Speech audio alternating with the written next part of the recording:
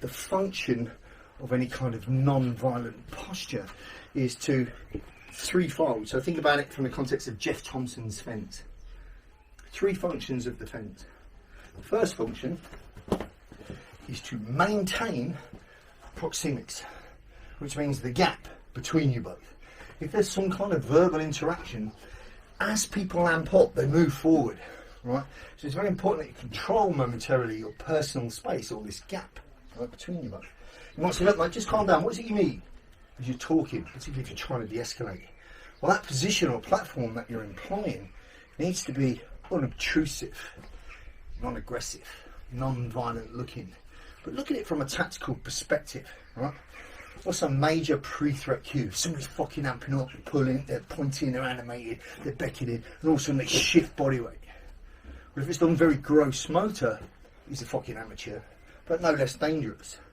If he does it really deceptive, as he takes your attention, you know, he knows what he's doing. But understand that this shift, or this definitive shift in body weight, is a precursor to him taking your fucking head off. What you'll notice straight away is on this person's approach, if I put up my hands, I'm straight away taking a step back and putting up my hands and going wide-eyed and talking to him. So I'm immediately bladed, which presents less thoroughfare for him to kick me directly in the balls because I'm bladed. And I'm also straight away shifted weight without him seeing it. So from this perspective, feet are one boot length apart. You're not standing on line, because if he pushes me, I'm back on my heels. I'm taking one boot back to the length of literally one boot. So the tips of this toe is in line with this heel. It's not a big exaggerated stance that you'd have if you were boxing, because they'll fucking see that. So it's literally a bladed position, one boot length, which is what the person will seek when they shift weight. But the second he approaches me, what I've got to do is pivot and put up my hands. I'm already shifted in weight without him seeing. So from a low line perspective, I'm bladed, no thoroughfare to the groin, and I'm balanced, which means I can move forward or I can move back. Or if I sustain impact, rather than go past the plane of my hips and down, I can actually default effectively from a bladed position because I'm braced. Right? Hand position would be, so understand that there's two ranges inside of a street conflict, and that would be conversation range, where we meet and greet, arm's length or just slightly less than 2 feet. That's primarily where this fence structure belongs. Or if it's becoming heated, animated, we're confined by space, or we're crowded, or the environment is very noisy, the situation will be very close in your face. So my natural position of preparation from arm's length would be hands here available. I like to keep my hands available. I don't make this staggered position unless I have to. So I might intermittently use my hands here as I'm communicating and I'm controlling this measure. So the first thing the fence will give you is momentary control of proxemics and space between you both. So one of the functions of the fence, it momentarily controls gap, right? The second is it acts as a sensory antenna, which means if he's staying here while we're communicating and he's not touching this, I know that I'm not in any imminent danger until he does something else. But if he's stepping forward and I'm forced to put my hand on him and step back, incidentally, if you touch somebody, don't keep your hand on them. Touching people fucking winds them up, right? So literally, if he steps forward, I'll keep a measure and I'll take a little step back if I could, but I'll take my hand off him as soon as possible, right? Because if I put my hand on him in some way, he'll realise I've got control. And now I create a power play. If he knows I've got control, he'll fucking fight me for control. So I want to control this space without him really being cognitively or consciously aware that I'm in control. Does that make sense? On an innate level, he'll know that there's a barrier between us, but because I'm going wide-eyed and I'm turning my hands over and I'm moving my hands intermittently, everything about this barrier says I'm not a threat.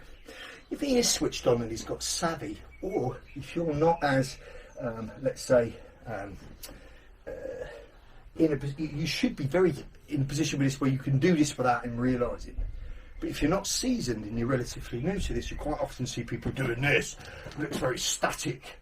And now we'll be consciously, cognitively aware of it, in which case he might try to remove it quickly. But on the whole, I want to control space without him realising that I am.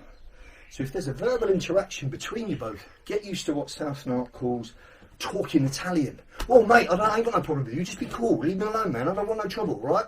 So straight away, I'm getting him familiar with I talk with my hands, much like anyone Latin would. Now, if he says something to you, such as, put your fucking hands down, what you got your hands up for? Right? Don't put your fucking hands down.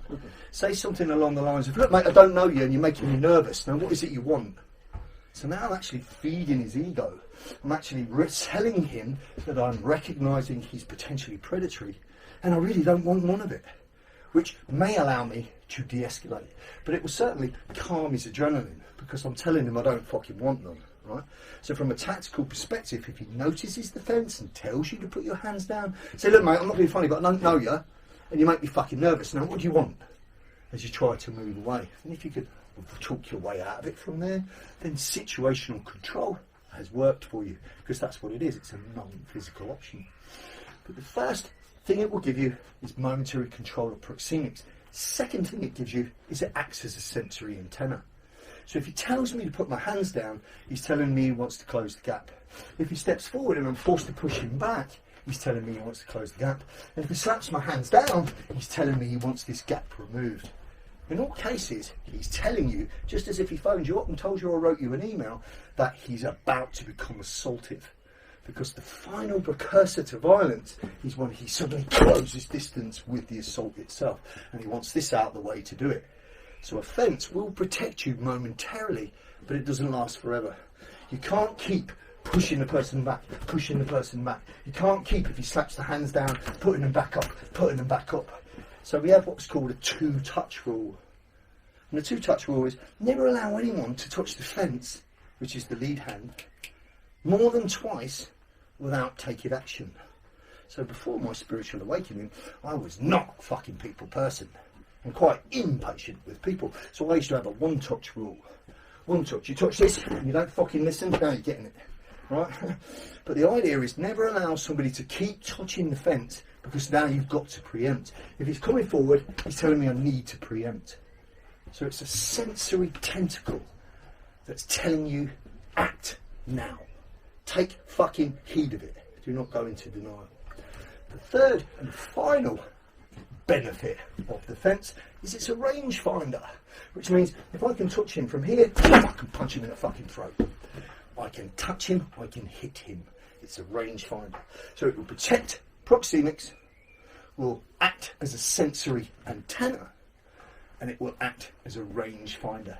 If I can touch him, I can fucking nail him. Does that make sense? Final thing I'm going to say about this unobtrusive de-escalation position, non-violent posture or fence, call it whatever you will. Everyone in this business uses it. Everyone in this business gives it a name. So Terry O'Neill, who was a legendary karateka when I was a kid, said about Jeff Thompson's concept of the fence, fuck's sake, we've been doing that for years. We've been doing that for hundreds of years. And he replied, yeah, I know. But nobody ever taught it. Nobody ever conceptualised it or gave it a name and give it a structure to teach to somebody else, did they? And Terry went, no, you're right, fair one. And to be honest, the most simple thing that you could teach anyone is the fence and good verbal judo. That'll get the kind of person that's never really going to be able to fight as long as they've got a hole in their arse a chance of keeping somebody at bay so they can escape or de-escalate. But the fence is very, very fucking useful. Right? The concept of the fence belongs with Jeff. But I can tell you, I can show you texts that go back as far as 1710. So the Flowers of Battle. And this was a sword master that used to teach unarmed combat, how to use a dagger, what he called solar bastion, how to use a stick, and finally, how to use a sword. He was a swordsman from Italy, Fior de la Berry. And early drawings of his 1710 manual show this. That's what they show. So it's been around forever. We've always done it. Just understand it as a concept and a principle, then you'll be able to use it. Right? Finally, Kelly McCann used to call the 4 positions of preparation, so know them. If the person is in proximity to you say you're in an elevator and he's got in, he's not addressed you, but say he's leaning against the wall, he's looking you up and down, he's sucking his teeth or whatever, then clearly there's a potential problem. But I'm not going to stand here with my hands up, like I said, because he's not verbally addressed me. So if there's distance, I might keep my hands available. Right? Hands are available. So if he's like stood there or I'm leaning against something and his hands are down, if my hands are available across my groin and my pelvis, my hands are higher than his. That's the key. Always keep your hands higher than your adversaries. If he's somewhat closer, let's say half a foot, then this might change into this arms folded position, or as we talked about earlier, this hands available Jack Benny kind of position. So now I have a position of situational control that doesn't require me to verbally interact. So imagine you're stood in a queue with somebody, rather than have your back to them, turn to the side and just keep your hands available and watch them in your peripheral scope. So position 1 would be here, position 2 would be here, position 3 would be here. The 4th position would be a fence or a de-escalation position, which means now this guy's engaged me. So let's say he goes for me, what's your fucking problem? Now I'll go, mate, I ain't got no problem, what's this about? So again, in all times, my hands are available or higher than yours. Because the ideal would be that I'll preempt him from wherever my hands are. But understand, if I don't preempt and he hits me first, then the only thing that's going to allow me to equal the disparity of action over reaction will be if my hands are in a position where I could frame my head should I need to. So understand, when we deal with anyone in a proactive sense, we're working from this hands up position.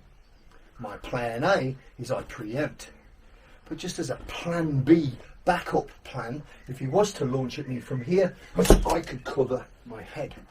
And the only reason that I'm going to get to my head to cover it before he punches it is because if his hands are down and my hands are up, I'm already halfway through the shot to frame in my head. Does that make sense to you? Whereas if I'm stood here with fucking hands down and he goes first, he hits me as my hand comes halfway up and you're going to get hit. The only thing that's going to allow you to equal up or level the playing field between action and reaction is if your hands are already halfway there and you have an inclination that you could get hit. This is why we implement situational control or contact management using a fence. So the action of me putting up my hands is fine in an environment like this, because I'm clearly aware that my back's to a structure, he's the only person here, and as he addresses me, all I need to do is put up my hands. But if this was in the street or in a location where I wasn't totally aware of the environment, the action of me just putting up my hands as he approaches isn't enough. Because if I've unknowingly walked past his friend, who happens to be secreted from view, he approaches me and now I put up my hands, his friend could easily get behind me and I get pincered in the middle. Do you understand? So that's why we would always suggest that with using a position of non-violent posture or offence, you would implement the action of South Narc's contact management, which would mean as he approaches me, I would slip past him and make him reorientate to me as my hands come up. Now, if there was somebody previously behind me, they're now behind him, and I have them both in view and both in a line, which means if this gets dynamic, I can go one-on-one, one-on-one, much better than two-on-one with me in the middle.